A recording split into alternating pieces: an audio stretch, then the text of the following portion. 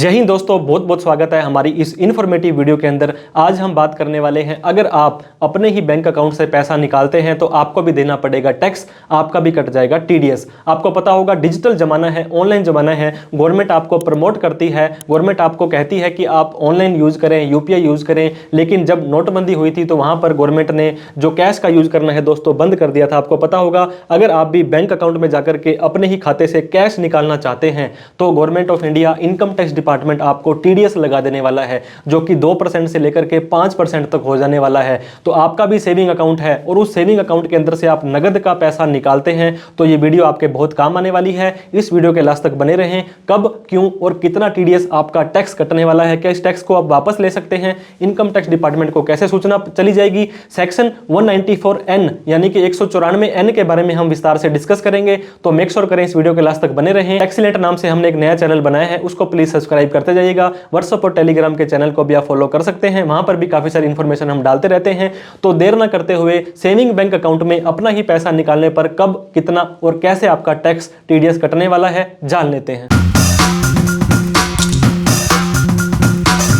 तो दोस्तों बिल्कुल सही सुना है आपने, आपका भी टैक्स कटने वाला है जिसे कि बोलेंगे टीडीएस। और टीडीएस होता है टैक्स डिडक्टेड एट सोर्स, और ये कटेगा आपका कैश अगर आप विड्रॉल करते हो किसी भी बैंक से, पोस्ट ऑफिस से, या डिटेल के अंदर हम डिस्कस करने वाले हैं।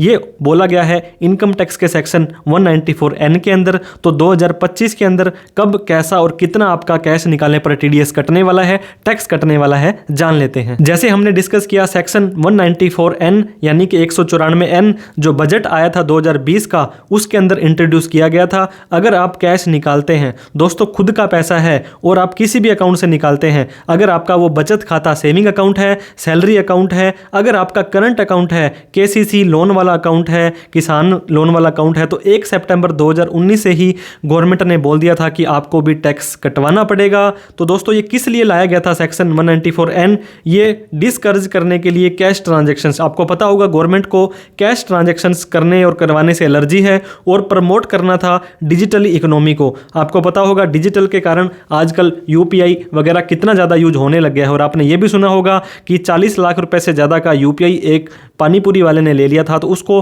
भी नोटिस आ गया था। तो एक तरफ से आपको कैश यूज करने से मना करते हैं। इसके अलावा ब्लैक मनी आपको पता होगा कैश के अंदर ही होती है। अगर आपने 1 करोड़ रुपए की प्रॉपर्टी खरीदनी है तो उसकी 50 लाख की अगर रजिस्ट्री होती है तो बाकी का 50 लाख रुपए उसको आपको कैश के अंदर देना पड़ता है। तो इसको भी रोकने के लिए गवर्नमेंट ने सेक्शन 194N इंट्रोड्यूस किया है। अब ये जो सेक्शन है किस किस के ऊपर लागू होगा दोस्तों? An individual. इंडिविजुअल का मतलब कोई भी व्यक्ति जिसके पैन कार्ड का 4th कैरेक्टर P होता है, जिसे कि पर्सन भी बोलते हैं। इसके अलावा हिंदू अनडिवाइडेड फैमिली HUF हो गया, company public limited, private limited, 1 person company, अगर आप एक पार्टनरशिप फर्म है, अगर आप एक LLP हैं, अगर आप एक लोकल अथॉरिटी है, अगर आप एक AOP है, एसोसिएशन ऑफ पर्सन, अगर आप BOI है, बॉडी ऑफ इंडिविजुअल, अगर आप एक ट्रस्ट है, सोसाइटी है, सेक्शन 8 की कंपनी है, या कोई भी एंटिटी है, अगर आपका पैन कार्ड बना हुआ है, अगर आपका बैंक में खाता है और वहां से जाकर के अगर आप कैश निकालते हैं तो ये रूल सेक्शन 194N का आपके ऊपर लागू हो जाने वाला है। और कैसे अगर आप कैश निकालते हैं दोस्तों, 99%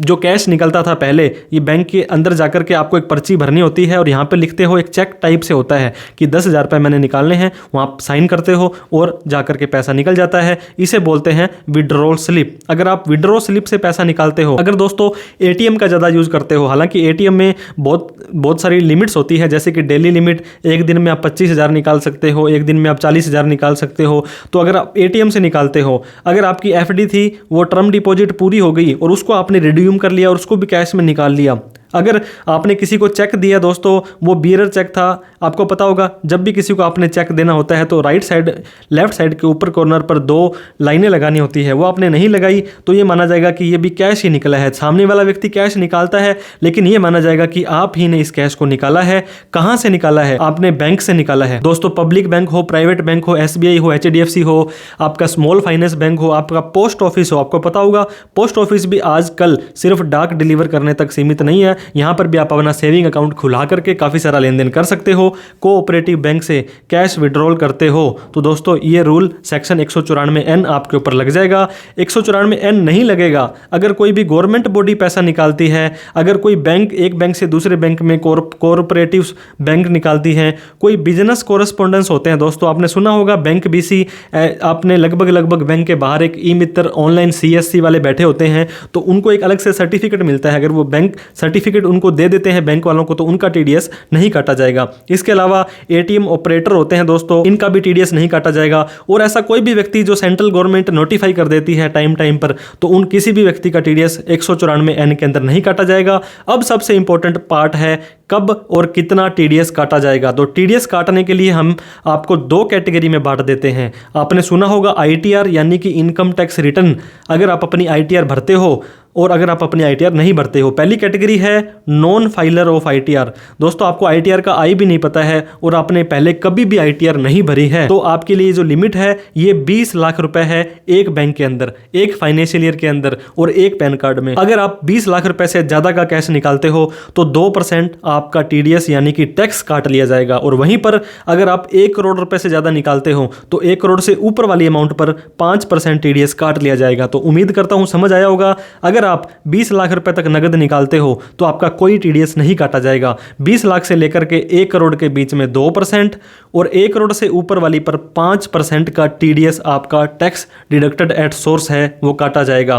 तो दोस्तों ये TDS अगर आप ITR भरते हैं, पिछले 3 साल की ITR आपने भर दी है, अभी जो साल खत्म हुआ था 31/3/24, 31/3/23, 31/3/22, इन तीनों साल की ITR आपने भर रखी है तो आपको 20 लाख की जगह 1 करोड़ की लिमिट दे दी गई है। मतलब 20 लाख 21 लाख कितने भी पैसे निकालें कोई दिक्कत नहीं है, 1 करोड़ रुपए तक आप पैसा निकाल सकते हैं बैंक से, आपका TDS नहीं काटा जाएगा। और 1 करोड़ से ऊपर निकाल लेते हैं तब आपको 2% TDS ऊपर वाली अमाउंट पर देना पड़ेगा। ये भी मैं आपको एग्जाम्पल के माध्यम से समझा दूं। दोस्तों अगर कैश विड्रॉल किया 20 लाख से ज़्यादा एक फाइनेंशियल ईयर में और पिछले 3 साल की ITR आपने नहीं भरी थी तो 20 लाख से ज़्यादा 1 करोड़ के बीच में 2% और 1 करोड़ से ऊपर वाली पर 5% का TDS आपका काटा जाएगा। अब एग्जाम्पल दोस्तों आपने 19,50,000 रुपए एक साल के अंदर एक बैंक के अंदर और एक पैन कार्ड में आपने निकाल लिए हैं और उसके बाद में आपने 2 लाख रुपए और निकाले तो 19.5 और 2 21.5 लाख रुपए आपके ये देखिए हो गए हैं।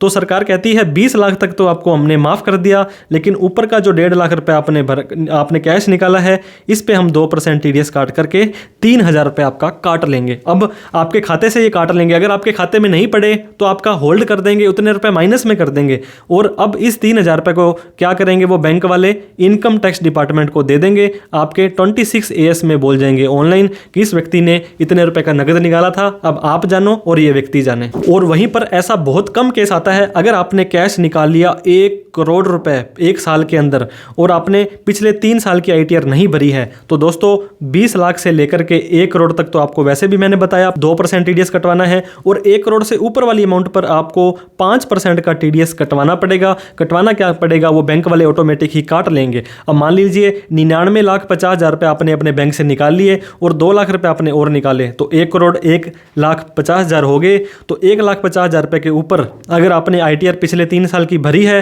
तो आपका दोस्तों 2% TDS कट जाएगा। अगर पिछले 3 साल की ITR नहीं भरी है तो इसके ऊपर आपका 5% TDS कट जाने वाला है यानी कि 7,500 रुपये। तो इस हिसाब से आपका ऊपर वाली अमाउंट पर ही TDS कटने वाला है। लेकिन दोस्तों अगर आपका ये TDS कट गया है तो मैं आपको ये ही रेकमेंड करूंगा, आपको सलाह दूंगा कि आप अपनी ITR इनकम टैक्स की रिटर्न जरूर भरें, क्योंकि इतना सारा कैश आपने निकाला है तो किसी ना किसी बिजनेस के कारण या कोई आपके पास प्रूफ होगा कि मैंने कैश कहाँ पे यूज किया है। आप अपनी टोटल इनकम कैलकुलेट करें। 5 तरह की इनकम होती है, सैलरी, रेंट की, हाउस प्रॉपर्टी की, बिजनेस की, अदर सोर्स की, कैपिटल गेन की। इन किसी भी दोस्तों लिमिट को सारों को जितने भी 500 हैं आपके उनको जोड़ना है। वो आपकी इनकम नॉर्मल ओल्ड में 5 लाख तक, न्यू में 7 लाख तक आती है तो आप अपनी ITR भरें। जितना भी TDS आपका कटा था वो आप रिफंड ले सकते हैं। साल खत्म होने के बाद ITR भरने के बाद वो TDS आपके बैंक अकाउंट में वापस आ जाएगा। लेकिन ITR 1 का फॉर्म आप नहीं भर सकते हैं क्योंकि आपने TDS काटा है, TDS आपका कटा है और आपने 20 लाख से ज़्यादा निकाले हैं। तो तो ITR 2 कैपिटल गेन, ITR 3 या 2 एग्रीकल्चर के केस में भी जाती है, 3 और 4 बिजनेस के केस में जाती है। तो इन्हीं ITR को आपको भरना पड़ेगा। तो दोस्तों इसके ऊपर अगर आपके ऊपर ITR 1 एप्लीकेबल नहीं हो रही है और कोई इनकम भी नहीं आपकी, तो हम आपकी इसके अंदर गाइड कर सकते हैं, हेल्प कर सकते हैं, वो हमसे कमेंट करके पूछ सकते हैं। अब दोस्तों बात करते हैं इस TDS का रिफंड हम ले सकते हैं अगर टैक्स पेबल आता है। मान लीजिए आपका 10,000 रुपये का TDS सेक्शन 194N में कट गया है। अब आपने जब भी अपनी ITR भरनी थी तो आपका 20,000 रुपये का टैक्स बनना आ गया। तो इस 20,000 में से इस 10,000 को आप यूज़ कर सकते हैं और बाकी का बचा हुआ 10,000 आपको पे करना है। मतलब ये मान के चलेंगे कि आपने एक तरह से एडवांस टैक्स पहले से ही भर दिया था। अब इसके बाद जो लिमिट है दोस्तों, लिमिट पर बैंक की है, मैंने आपको बता दिया। हर बैंक की अलग अलग लिमिट है। जैसे एक बैंक के अंदर जितने भी खाते हैं, क्योंकि आपकी जो कस्टमर ID होती है वो एक बैंक में एक ही होती है, चाहे जितने भी खाते हों, current account, saving account, KCC, loan account, और ब्रांचेस भी सारी एक ही मानी जाएगी। अब मान लीजिए एक बैंक का आपके एक शहर में 3 ब्रांचें हैं, तो तीनों को मिला करके ही माना जाएगा। अगर आपने ITR नहीं भरी तो 19 लाख रुपए तक का नगद, 19,99,000 रुपए तक का नगद निकाल सकते हैं और अलग अलग बैंक से अलग अलग नगद निकालें, कोई दिक्कत वाली बात नहीं है। अगर दोस्तों लास्ट 3 ईयर की ITR आपने भर रखी है तो आप 99,99,000 तक निकालते हैं तो कोई भी TDS आपका नहीं कटेगा। इस लिमिट को क्रॉस करने के बाद सिर्फ और सिर्फ ऊपर वाली अमाउंट पर ही आपका TDS कटने वाला है। कुछ क्वेश्चन दोस्तों हम डिस्कस कर रहे हैं।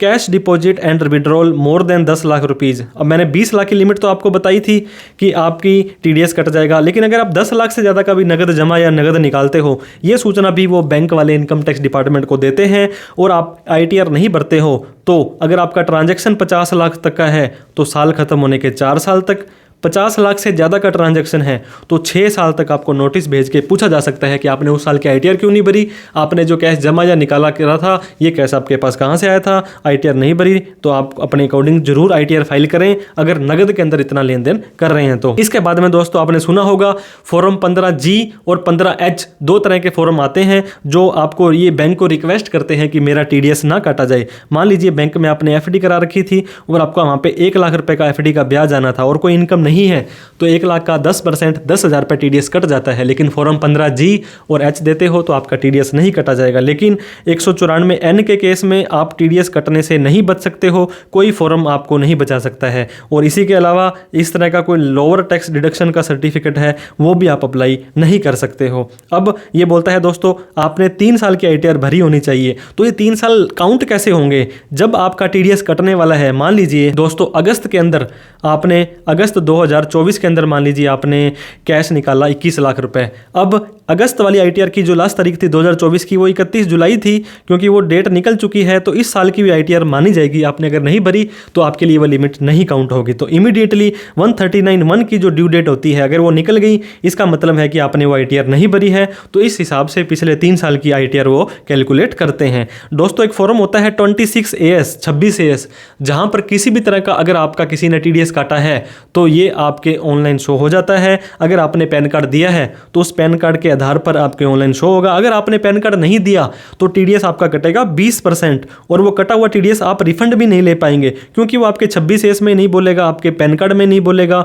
इसके अलावा form AIS annual information statement और tax payer information summary TIS में भी ये शो हो जाता है। तो इसीलिए हम आपको हर साल बोलते हैं कम से कम एक बार आपको ये फॉर्म जरूर चेक करने हैं। और कैसे चेक करने हैं इसके ऊपर हमने ऑलरेडी डिटेल में वीडियो बना रखी है दोस्तों। चाहे आप रेजिडेंट हो या नॉन रेजिडेंट हो, दोनों के केस में ही आपका TDS काटा जाएगा और ये TDS की लिमिट है वो भी 2% या 5% आपके हिसाब से हो जाने वाली है। अब दोस्तों इस 20 लाख की लिमिट को या 1 करोड़ की लिमिट को कैसे कैलकुलेट करना है, मैंने आपको बताया था पर बैंक, एक बैंक के अंदर जितने भी अकाउंट है उनमें आपको इनको कैलकुलेट करना है। मान लीजिए स्टेट बैंक ऑफ इंडिया से 19 लाख रुपए आपने निकाल लिए और HDFC बैंक से 19 लाख रुपए निकाल लिए, तो दोनों ही बैंक की लिमिट आपकी 20 लाख से क्रॉस नहीं हुई है, तो दोनों के दोनों बैंक आपके ये TDS नहीं काटेंगे। लेकिन मेक श्योर करें दोस्तों 10 लाख से तो ज़्यादा है दोनों ही बैंक वाले, ये सूचना इनकम टैक्स में जरूर चली जाएगी कि आपने इतना नगद निकाला है। अब दोस्तों अगर आपने जॉइंट अकाउंट खुलवा रखा है हस्बैंड वाइफ ने, फादर मदर ने या किसी भी तरह से, तो भी आपकी पर अकाउंट की ही लिमिट मानी जाएगी। ऐसे नहीं है कि एक अकाउंट के अंदर 2 होल्डर हैं तो आपकी लिमिट बढ़ जाएगी। ये अकाउंट वाइज है, अकाउंट नंबर तो एक ही है, उसमें प्राइमरी पेन होल्डर का ही TDS यहाँ पे सेक्शन 194N में काट लिया जाएगा। अब दोस्तों आपको इनकम टैक्स के पोर्टल पर जाकर के चेक चेक करना है कि मुझे मेरा TDS 2% काटा जाएगा, 5% काटा जाएगा, 20 लाख के बाद काटा जाएगा या 1 करोड़ के बाद, तो ये आपको इनकम टैक्स के पोर्टल पर चलकर हम आपको बता देते हैं कि कैसे आप खुद मात्र 1 मिनट के अंदर ही इसको चेक कर सकते हैं। अगर आप भी चेक करना चाहते हैं कितनी अमाउंट कैश निकालने के बाद में आपका TDS कटने वाला है, किसी भी ब्राउजर में आने के बाद incometax.gov.in आपको लिख देना है। यहां पे आपको लेफ्ट साइड के अंदर क्विक लिंक्स के ऑप्शन दिखाई देंगे, आपको बिल्कुल नीचे आ जाना है। जैसे ही आप लास्ट के अंदर आएंगे तो दोस्तों TDS on cash withdrawal second last option आपको दिखाई दे रहा है, जिसके ऊपर आपको सिंपली क्लिक कर देना है। जैसे आप क्लिक करेंगे आपको यहां पे अपना पैन नंबर और आपको अपना मोबाइल नंबर डाल देना है। पैन नंबर और मोबाइल नंबर डालने के बाद कंटिन्यू पर क्लिक करेंगे तो एक OTP आपके मोबाइल पर चला जाएगा। ये OTP आपको यहां पे डाल देना है। जैसे ही दोस्तों आप OTP डालने के बाद कंटिन्यू पर क्लिक करेंगे, अब आपको यहां पे इस तरह का ग्रीन कलर में आ जाएगा, TDS should be deducted at the rate of 2% on the cash withdrawal in excess of 1 crore. मतलब 1 करोड़ की लिमिट आपको दी गई है और 2% TDS आपका काटे जाने वाला है। और इसके साथ में ही दोस्तों हमने एक ऐसा पैन कार्ड भी डाल के आपको बताया है जो पिछले 3 साल से अपनी ITR नहीं भर रहा है, तो यहां पे आ रहा है TDS should be deducted at the 2%। अगर वो 20 लाख से ज्यादा निकालता है और 5% अगर वो 1 करोड़ से ज्यादा निकालता है, क्योंकि टैक्स पेयर ने 194N की रिक्वायरमेंट पूरी नहीं की है। तो इस तरह से आप समझ सकते हैं कि किन व्यक्तियों का 2%, किन व्यक्तियों का 5% TDS कब कब कटने वाला है। तो आपने देखा इनकम टैक्स के पोर्टल पर कैसे आप अपना TDS खुद चेक कर सकते हैं। मल्टीपल ब्रांचेस का मैंने बता दिया दोस्तों। अगर आपका खाता SBI में है, SBI का एक मान लीजिए आपका बीकानेर है, एक जयपुर है और एक हनुमानगढ़ है, तो इन तीनों ही बैंकों को मिलाकर के, क्योंकि आपका अकाउंट नंबर एक ही है, आपकी कस्टमर ID एक है, तो ये सिंगल बैंक अकाउंट ही आपका कंसीडर होने वाला है। अब जो ये लिमिट कैलकुलेट करनी है 20 लाख रुपए की या 1 करोड़ की, ये फाइनेंशियल ईयर वाइज करनी है। मतलब वित्तीय वर्ष, एक जो साल आपका साल कब शुरू होता है, अप्रैल के अंदर शुरू होता है और जाकर के मार्च में खत्म हो जाता है। तो 1/4/25 से लेकर के 31/3/26 इस साल के अंदर कभी भी, अब मान लीजिए आपने 19,99,000 रुपए आपने निकाल लिए 31 मार्च 2025 तक, तो उसके बाद 1 अप्रैल को फिर से आप नगद निकालते हैं तो फिर से आपकी नई लिमिट 20 लाख की काउंट हो जाने वाली है, शुरू हो जाने वाली है। इसके अलावा दोस्तों UPI वगैरह पर अभी तक कोई भी TDS नहीं कटता है, कोई भी रिपोर्ट नहीं जाती है। मतलब कैश के अलावा कैसे भी पैसे निकालें, नेफ्ट के अंदर, RTGS के अंदर, IMPS के अंदर, तो आपका TDS नहीं कटने वाला है। क्या एडवाइस हम आपको देना चाहते हैं कि आप किसी को पैसे देने हैं, किसी को मनी देनी है, तो दोस्तों ऑनलाइन दे।